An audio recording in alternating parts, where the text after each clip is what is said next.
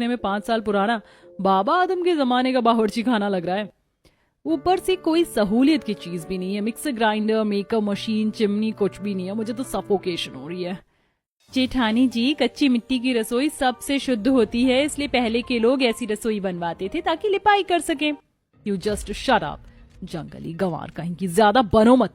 Anyway, मैं अपनी पहली रसोई में दाल मखनी, बालू शाही और शाही पुलाव बना रही हूँ, तो कोई मेरी कॉपी मत करना। मैं तो मटर पनीर शाही टुकड़ा बना रही हूँ। मैं सबके लिए दाल पूरी और खीर बना रही हूँ। मैं सबके लिए मोतीचूर के लड्डू और जर्दा बिरयानी बना रही हूँ। सातों बहू व्यंजन डिसाइड कर देती हैं, लेकिन रसोई में 3 चूल्हा बना हुआ था, जिस पर जेठानी जी एक चूल्हा खाली कर दीजिए ताकि हम खाना बना ले। हम सारे कायदे से बड़ी बहू हैं, तो पहले खाना बनाएंगी हम। ओह गॉड, इस बाउल में इतने किस्म का आटा है, इसमें से सूजी कौन सा है, मैदा कौन सा, मुझे तो पता ही नहीं चल रहा। पुश्तैनी पकवान क्या मैं खाक बनाऊंगी? अंजलि मैदे को आटा समझकर गूंथने लगती है। बाकी 3 मॉडल बहू का भी ऐसा ही हाल था। मेरे पनीर तो फ्राई हो गया, लेकिन सिलबट्टा तो चलाने नहीं आता, क्या करूं? दीजिए जेठानी जी, मसाला मैं पीस देती हूँ। पूनम फटाफट से सिलबट्टे पर मिर्ची मसाले पीस के दे देती है। मसाला पीसने के लिए थैंक यू सो मच।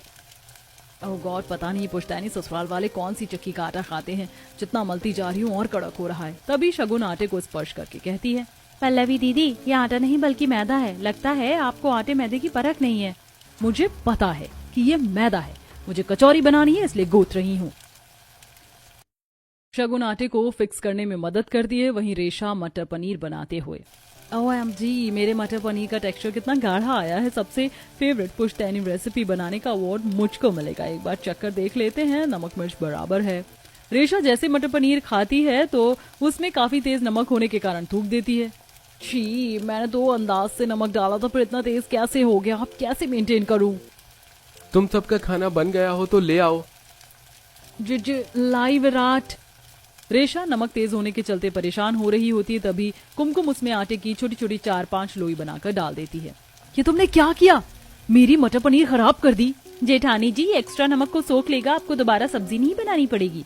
गांव वाली बहुओं की सहायता से चारों खाना पीना बना के पहले परोस देती हैं। इसके कुछ देर बाद गांव वाली भी परोसती है। सब लोग सातों बहू का बनाया खाना खाते हैं और अब बारी फैसले की थी। माँ जी, बता दीजिए, मेरी मॉडर्न बहू ने सबसे दमदार खाना बनाया था ना?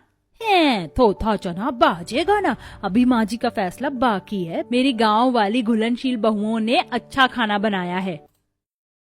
सातों बहुओं का बनाया हुआ खाना बारी बारी से चखने के बाद अन्नपूर्णा नतीजे पर पहुंचती है। मेरे सातों बहू में खाना अच्छा बनाया है, इसलिए अभी मैं तुम सबको और भी परखूंगी कि तुम में से कौन सबसे योग्य और निपुण है जो इस घर के रसोई को चला सकते हैं। फिलहाल ये तुम सबका नेग है। गांव वाली बहू हल्की सोने की अंगूठी में भी खुश हो जाती है, वहीं चारों मॉडर्न बहू खड़ी खड़ी हाथ मलती रह जाती हैं। नहीं, मतलब में इतने पापड़ बेलकर हमने पहली रसोई का 36 आइटम बनाया। ऐसे ही थोड़ा समय गुजरता है और बावर्ची खाने में सातों बहुओं के बीच खाना बनाने को लेकर बहसबाजी हो जाती है। जेठानी जी, मैं रिश्ते में आपकी देवरानी हूँ, इसका मतलब ये नहीं कि हर बार आप मुझ पर दामन चलाएंगी। देखो तो जरा कैसे कैंची की तरह जुबान चल रही है। बस मैं इन जाहिल गंवार के साथ इस बाबा आदम के जमाने में बावर्ची खाने में और एडजस्ट नहीं कर सकती। तब सातों अन्नपूर्णा के पास आती हैं। दादी सा, मुझे रसोई का अलग बंटवारा चाहिए। अलग अलग रसोई बांट देने की बात सुनकर बड़े ससुर दशरथ कहते हैं, चारों बहू, ये तुम कैसी बातें कर रही हो?